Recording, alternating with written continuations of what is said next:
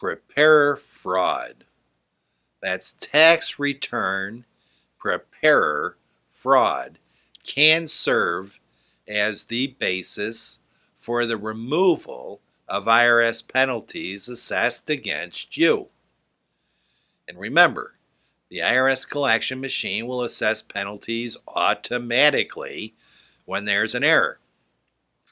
Now, I'm not going to get into the facts and our factual situation in detail, and just suffice it to say that it's one of many schemes that some tax return preparers are now using, and you might not know about it, but it's happening anyway. But they're schemes that are focused on fooling the IRS and fooling the taxpayer at the same time. And in this situation, what the preparer does is send one return to the IRS that requests a very large refund and provides a copy of a return which is not the same one to the taxpayer. And that return that the taxpayer gets indicates that a smaller refund is due. So when the return preparer receives the refund check, he just refunds a portion of the refund check that he received to the taxpayer, and the taxpayer thinks it's the same amount that he's supposed to get because he compares it to the return copy that he received. But that's not the thing that's been filed with the IRS, and it's not the thing that supported the original refund. And here's the kicker. As years go on, that taxpayer is going to start receiving letters from the IRS, and those letters are going to indicate the adjustments that the IRS are going to make to the return that was filed. And the taxpayer is not going to have any understanding why adjustments were made because they don't pertain to him. They only pertain to that inaccurate return.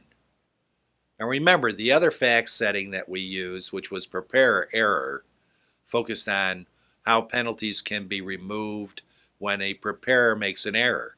This is preparer fraud that I'm speaking to you about now. Fraud is intentional misrepresentation. It's a scam, it's a scheme, and it's deceitful.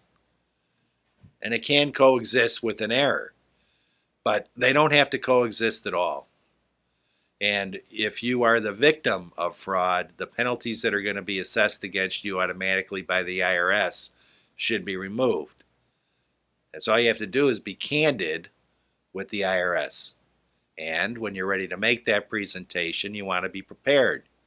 So keep in mind, we have our consultation that we make available to you.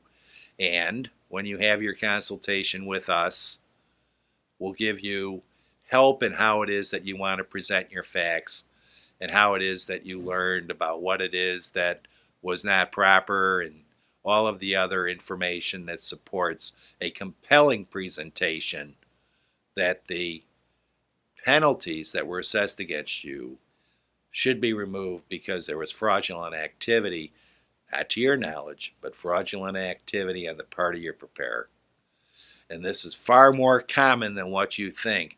And it happens in ranges where individuals are limited income earners and where individuals are relying entirely on the purported expertise of the income tax preparer, who is going to charge less than normal rates for the return preparation fee, and where that person then manipulates the returns that are electronically filed with the IRS.